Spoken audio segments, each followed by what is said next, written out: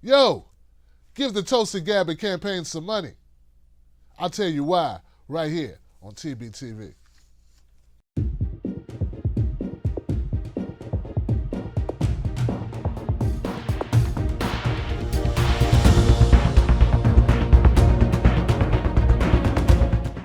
The Democratic National Committee has instituted new rules for candidates to qualify for the debate stage. In light of these rules, Tulsi Gabbard is asking her supporters to donate to her campaign to help her make the cut. Now listen, she needs at least 1% in the polls, and she needs 65,000 individual donations across 20 states. So one state can't give all the money, one state can't give all the votes, right? So she needs that across 20 states. And the reason why we want Tulsi Gabbard to reach this threshold is because more voices equal more choices, right? Just to see the faces of the neocons and the warmongers start to melt like Indiana Jones.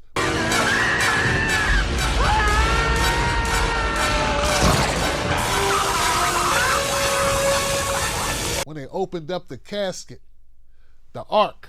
You remember that scene? That's what's going to happen when Tulsi Gabbard starts explaining in explicit detail, calm, cool, poise, how the interventionist wars led by the U.S.-led coalitions have left the lands of Libya and Syria worse off than they were when we started. This will be important. The DNC is going to limit the number of candidates to 20. And if more than 20 candidates meet the requirement, then the DNC will give preference to candidates who meet both polling and fundraising requirements.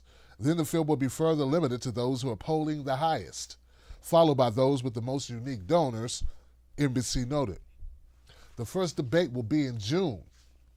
As a result of these new rules, Gabbard has asked for donations as small as $1 in order for her to meet the debate requirements. It's unclear exactly how many donations she received so far.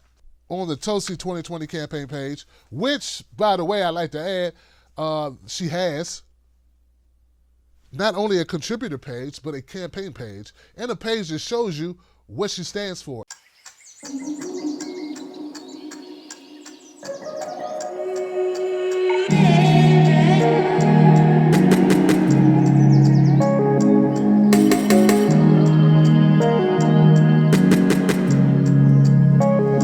Which is something that Kamala Harris does not have.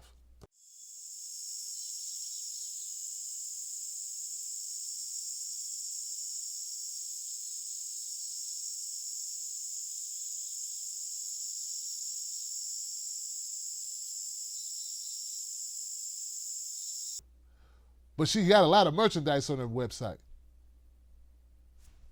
I think it's important to point that out. What? I'm being a jerk because I said that. That's wrong to point out that you got a page where people can give money, but you don't have a page telling people what you stand for.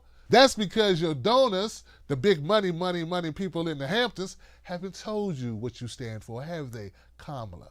On the Tulsi Gabbard campaign page, you can donate in increments of $1, $2, $5, or $10, or you can specify your amount. So that's great. I also point out that Tulsi Gabbard, there are a lot of Bernie supporters who are giving to the Tulsi Gabbard campaign because they want just that. They want her involved in the debates, regardless of what happens in the race. And I support that. I also support that for Andrew Yang, who I think has definitely something to add to the table.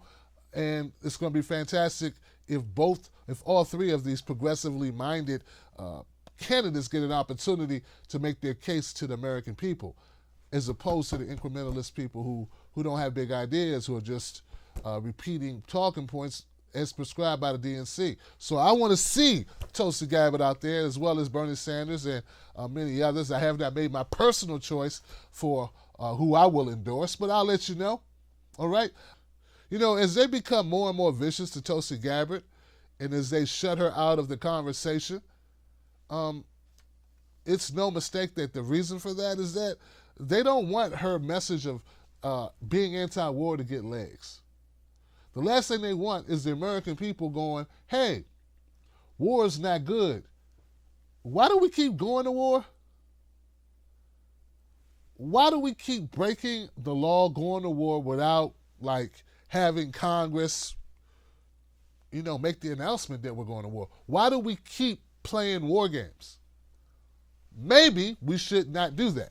So Tulsi Gabbard is a big thumb in the eye to the political establishment and to the military-industrial complex. This is on both sides of the aisle. So they don't want that conversation being had. Let's just keep that 100, right? They want you to think America's so broke that America can't afford to provide medical coverage or to provide pharmaceuticals at a lower cost, or provide or give you access to lower cost medical care, to give you access to tuition-paid college. But they want you to believe that it's okay for us to spend, I don't know, $1 trillion on war? Or should I say trillions of dollars on war? That we have not declared nor used our constitutional process of congressional approval to even proceed into engage in war. See, they don't want you talking about that because that would not fit the script. That's why we need a Tulsi Gabbard in the conversation. Now, I would love for Tulsi Gabbard to strengthen her domestic conversation because that matters too. But that's her will. Her wheelhouse is foreign diplomacy, foreign relations. And it's nothing wrong with her playing on her field. But I just want to see her more conversation about what's important here domestically, particularly as it pertains to the black vote, because that could really kick her off the... Look, we got Marianne Williamson. No one ever heard of her, and she is making a little bit of noise because she's understanding the need to embrace black folks and realize that they're a voting bloc that can be contended with, that want someone to actually listen to the needs and concerns of not the black rich congressional caucus or the preacher who's taking the money from the DNC or from related organizations, but real black leaders who are in the trenches, folks who are making waves. Now, those are the people that you need to be listening to. So hopefully Tulsi Gabbard will have more of an open door when it comes to that, because that's needed. And if she does that, she could be the unexpected, the rising phoenix that shocks the world in a big way. Same thing goes for Andrew Yang. All right? And of course, Bernie Sanders. People want to win, they need to be thinking. Get some black folks on staff who are real black folks who have sway here. Speaking as a 40-something age black man with connections to my community and my connections and my following, I can tell you that this is important. This is important. Did I make that clear? All right. Anybody still watching? Hope so. All right. Follow me at Real Tim Black and subscribe to this channel if you want the truth told to you directly, no spin. And I will keep the news coming to you, but subscribe and let them know that you care about this channel. Oh, and donate to the Tulsi Gabbard and the Andrew Yang websites, respectively.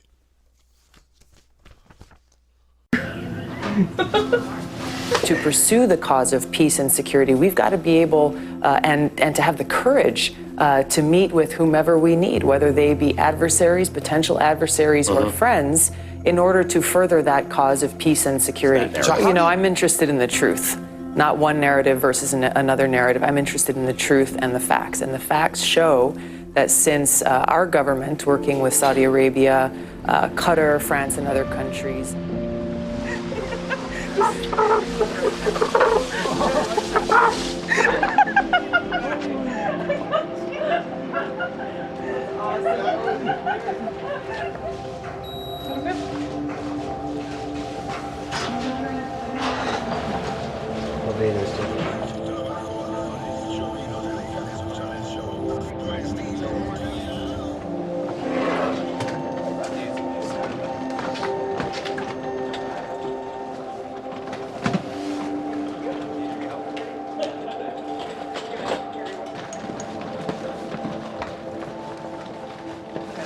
She said, "Is somebody take care of the other thing?" And I'm like, "What's the other thing?" She's like, "Donut plant." Oh, I have one right next to my apartment. do you really? It's right nearby here, right? 6, 7, 8, 9, 10. Thank you. Knowing and experiencing and understanding the high cost of war personally is why I'm so committed to fighting for peace and bringing about an end to these regime change wars. Airport.